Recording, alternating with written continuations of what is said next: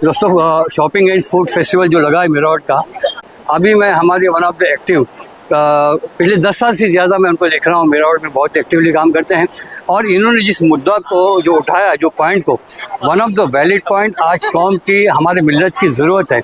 और मैं इनसे वही सवाल जानना चाहूँगा कि बेगरी जो होती है, ये मांगने का जो लोगों ने प्रोफेशन जो बना है, ये सिर्फ वाहिद ऐसी महिला है, बाद में काफ़ी लोगों ने साथ भी दिया। मोहतरमा का नाम है रुबीना फिरोज़ साहिबा और नगर सेविका है और हमारे वार्ड की नगर सेविका है, हम इनके वोटर्स है, तो इनका हम पर, हमारा इनके ऊपर काफ़ी मतलब हक भी बनता है।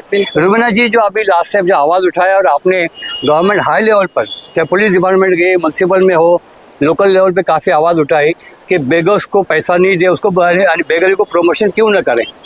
सबसे पहले तो मैं आपके माध्यम से सना देशमुख मैडम को बहुत दिल से मुबारकबाद देना चाहती हूँ कि महिला मजबूर नहीं मजबूत बनिए के माध्यम से उन्होंने जो कदम उठाया है, ये उनका 5वां साल है। मेरी तहे दिल से उन्हें मुबारकबाद है। और जो सवाल आपने मुझसे किया है कि मैंने बेगरी के खिलाफ एक आवाज़ उठाई है, जो बहुत जल्द एक मुहिम में तब्दील होने जा रही है। अगर आप हमारे शहर को देखें तो स्पेशली फेस्टिवल्स के दरमियान मैंने ये ऑब्ज़र्व किया है पिछले कई सालों में कि जब फेस्टिवल्स आते हैं, रमज़ान, दिवाली या क्रिसमस या कोई और फेस्टिवल, अचानक से बहुत सारे बेगर्स कहीं से हमारे शहर में आ जाते हैं।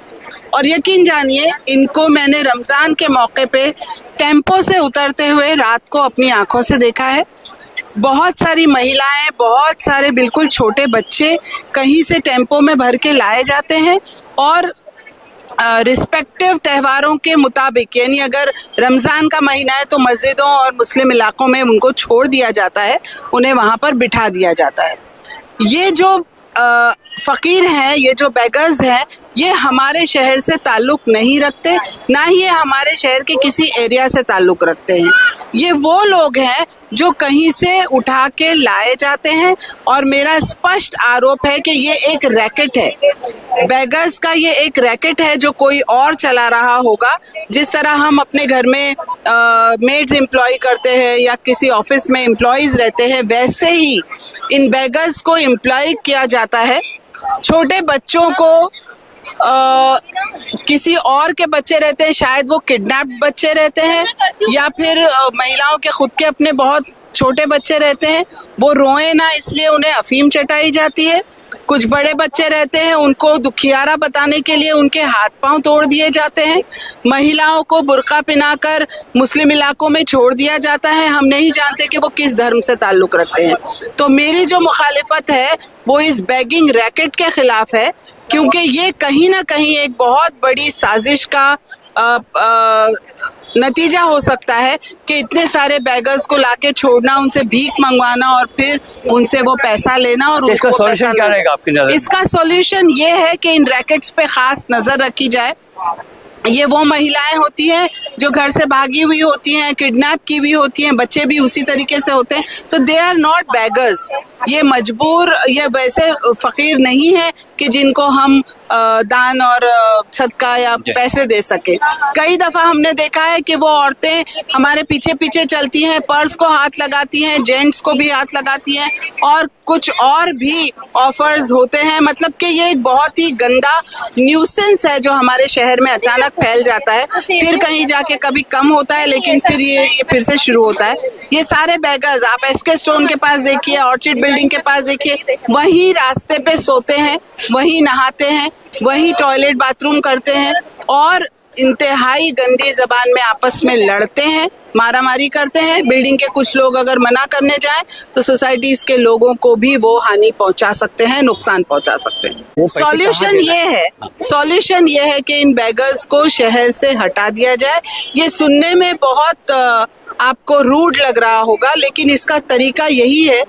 पुलिस डिपार्टमेंट से कहा गया, हमसे कहा गया कि आप इनको दक्षिणा दीजिए ही मत, तो ये बैठना बंद कर देंगे। ये सॉल्यूशन उन्होंने हमको दिया।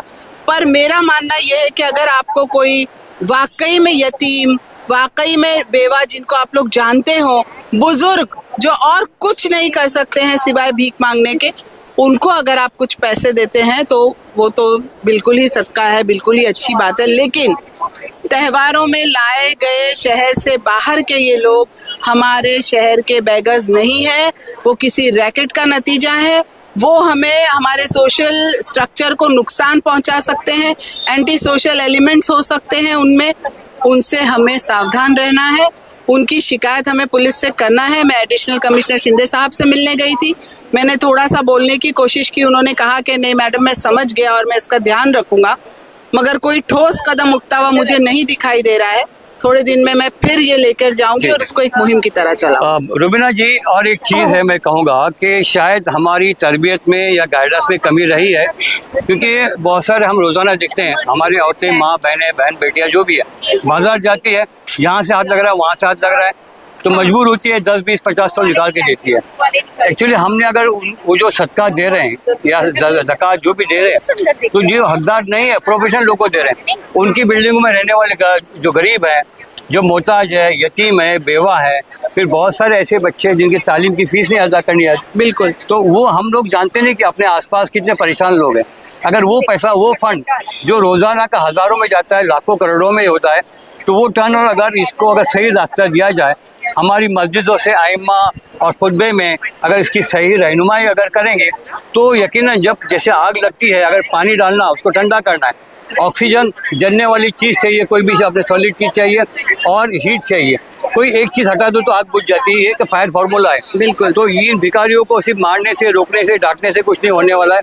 अगर इनको देना ही बंद कर देंगे, जिस तरह हमारे गैर मुस्लिम जो भाई के जो इलाके हैं, वहाँ पे भिखारी बहुत कम दिखेंगे आपको। मैं आपसे यही कहना चाह रही हूँ कि आपने अपनी बात यहाँ से शुरू की कि हमारी तालीम और तरबियत में कमी है, तो मैं ये कहूँगी कि हमें हुक्म दिया गया है कि सबसे आप पर सबसे पहला हक आपके पड़ोसी का है। अगर आपका पड़ोसी भूखा सो रहा है तो आपको वो निवाला जायज़ नहीं है। ये इतनी सारी बातें हैं जो इस्लाम ने हमें सिखाई हैं, अगर हम उन पर ही चल लें, बेवाओं का, यतीमों का, मुतल्लिका औरतों का जिनका डिवोर्स हो चुका है, आप पर उनका हक है। इसके अलावा ज़कात भी उन्हीं को देनी चाहिए जिन पर जो आपके करीबी लोग हैं। सबसे पहले तो आपके पड़ोसी, फिर आपके रिश्तेदार, उनका हक है आप पर, तो आप उन लोगों को देने की कोशिश करिए। मैं ये नहीं कह रही उनमें भी वो लोग मजबूर होते होंगे, लेकिन अगर हमने जरा थोड़ा रहम किया और उन लोगों को भीख देते गए तो ये रैकेट कभी भी ख़त्म नहीं हो सकता। तो हमें चाहिए कि हम अपना जो पैसा है, जो भी हम दान दक्षिणा करना चाहते हैं, पहले अपने पड़ोसी, अपने रिश्तेदार, अपना शहर, अपनी बिल्डिंग। कई दफ़ा देखा गया है कि बिल्डिंगों में मुतल्लिका औरतें, बेवाएं औरतें परेशान हैं, लेकिन हम जाकर फ़कीरों को पैसा दे रहे हैं, छोटी छोटी बातों पर हम उनको प्रोत्साहित कर रहे हैं, लेकिन कहीं ना कहीं हम इस रैकेट का हिस्सा बन रहे हैं। तो मेरा ऑब्जेक्शन ही इस बात पर है कि ऐसे रैकेट से दूर रहने के लिए हमें ज़रूरत इस बात की है कि हम उन लोगों को पहचानें और फिर उनको मदद करें। बहुत बहुत शुक्रिया हमसे बात करने के लिए। तो ये थी रुबीना फिरोज साहबा। Thank you. जज़ाकल्लाह।